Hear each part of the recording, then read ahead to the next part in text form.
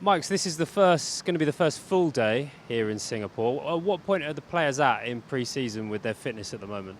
Sure. So we've had obviously 2 weeks of to try and kind of build up for this week. Obviously, we play quite a lot of fixtures over the next 2 weeks, so there will be a less of opportunity to train out here, but we'll get a lot of work in from basically playing games. In terms of where they're at in their fitness, we've done a lot of monitoring during the pre-season so far. And we're seeing quite similar levels of fitness to what we'd see in season. Obviously, there's a few players that still potentially need some work, but we're in a good place generally. So, Yeah, it wasn't that big a break between the end of the season and the start of pre-season, was it? So it's not like the old days where where people used to have them running up hills.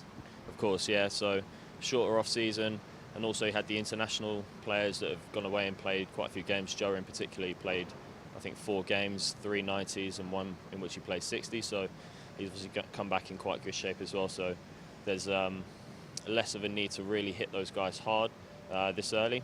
So it's about making sure that they sort of come in and we can bleed them in gently. We had a 13-hour flight over here, and then there's the 7-hour time difference. What have you done to cope with jet lag? Yeah, so I think first things first is that you can't completely avoid jet lag, but there are certainly things that you can do to help with the transition to the new time zone. So pre-flight, things that you can kind of try and do is to pre-acclimatise to the time zone. So we actually trained an hour earlier before we got here, which would force the players to wake up earlier, and therefore when they arrive in Singapore they're a little bit more tired towards the back end of the day when we arrived. So that was one thing we tried to implement.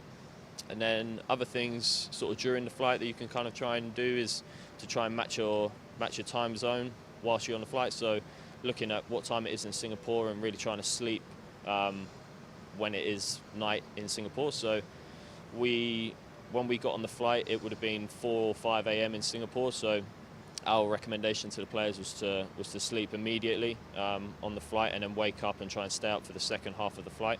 That would really just try and then make sure that they have the whole day almost on Singapore time. So when they arrive here, they can kind of get to sleep earlier. And then other things as well, just making sure you're well hydrated on the flight, as the cabin environment isn't great from a hydration perspective. So we were giving out electrolytes and stuff, which are provided by our partner Soccer Supplement. So they gave us things that we could do to help with that. And then the other things is obviously using compression garments during the flight. Prolonged sitting can cause blood pooling in the lower limbs and extremities, so use of compression socks or compression tights helps just with that blood circulation, which again feeds the muscles with oxygen.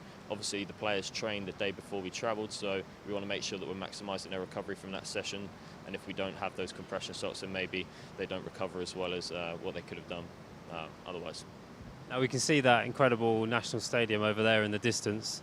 Players are going to be playing there against Liverpool. So far all the games have been behind closed doors, so just having those amazing fans is going to make it quite an intense game, isn't it?